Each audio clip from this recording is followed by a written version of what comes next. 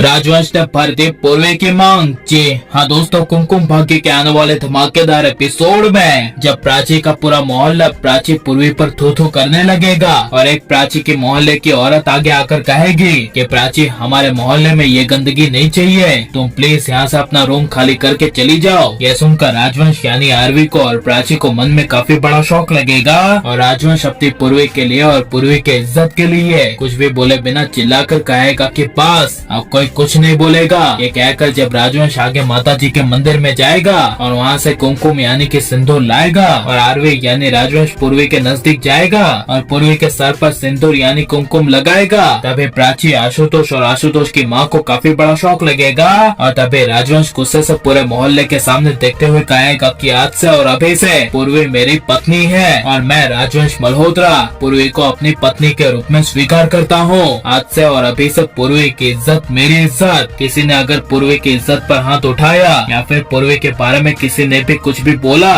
तो मुझसे बुरा कोई नहीं होगा। आज से और अभी से पूर्वी मेरी पत्नी है। पूर्वी अब से पूर्वी नहीं बल्कि पूर्वी राजवंश मल्होत्रा है। यह सुनकर आशुतोष की माँ आशुतोष की बुआ को काफी बड़ा शौक लगेगा। जहाँ पर जब प्राची आशुतोष की माँ के आगे आएगी और आशुतोष की माँ को कहेगी कि अब बोलिए आप क्या कह रही थी, तभी यह सुनकर आशुतोष की माँ कुछ बोल नहीं पाएगी। जहाँ पर तभी जब प्राची पूर्वी के पास जाएगी और पूर्वी को कहेगी कि बेटा पूर्वी, राजवंश ने तो तुम्हें पूरे समाज के सामने एक्सेप्ट कर लिया है, लेकिन क्या तुम्हें राजवंश पसंद है? तुम क्या राजवंश को अपना पति मानती हो? तभी यह सुनकर आशुतोष की माँ और उसका पूरा परिवार पूर्वी को देखता रह जाएगा। जहाँ पर तभी जब पूर्वी हाँ कहेगी तभी आशुतोष की माँ आगे आकर ताना मारकर कहेगी कि ये तो हाँ ही कहेगी ना, क्योंकि तेरी बेटी प्राची यही चाहती थी कि राजवंश उसे सबके सामने एक्सेप्ट करे और तेरी बेटी पूर्वी मेरे बेटे के साथ नहीं बल्कि आरवी के साथ शादी करे। ये तो उसकी पहले से ही इच्छा थी। यह सुनकर तभी राजवंश आशुतोष की माँ को कहेगा कि बस मैंने आपकी उम्र का बहुत लिहाज कर लिया, लेकिन अब नहीं, मुझसे अब ज्यादा बर्दाश्त नहीं होगा, इसलिए आप प्लीज यहाँ से चली जाइए। मेरे कुछ करने से पहले आप यहाँ से चली जाइएगा तो बहुत बेहतर होगा। यह सुनकर आशुतोष की माँ को काफी बड़ा झटका लगेगा और तभी दादी आरवी यानी कि राजवंश से डरती हुई आशुतोष की माँ का हाथ पकड़ के आशुतोष की माँ को कहेगी कि चलो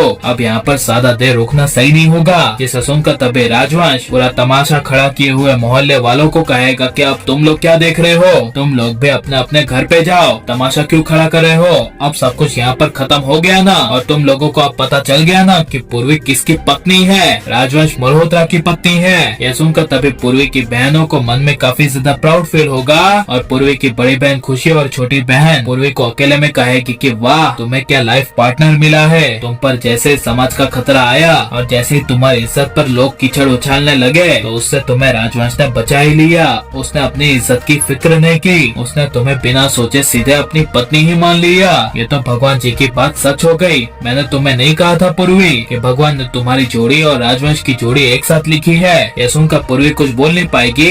और आप राजवंश पूर्वी की जोड़ी को एक साथ होते हुए देखना चाहते हैं क्या नहीं, और राजवंश को पूर्वी की मांग भरनी चाहिए क्या नहीं, और आगे जाकर राजवंश विलन बनेगा तो आपको कैसा लगेगा, ये सब हमें कमेंट में जरूर बताएं। और प्लीज इस वीडियो को लाइक शेयर, हमारे चैनल को सब्सक्राइब करें। मिलते हैं नेक्स्ट वीडियो में, टेक केयर।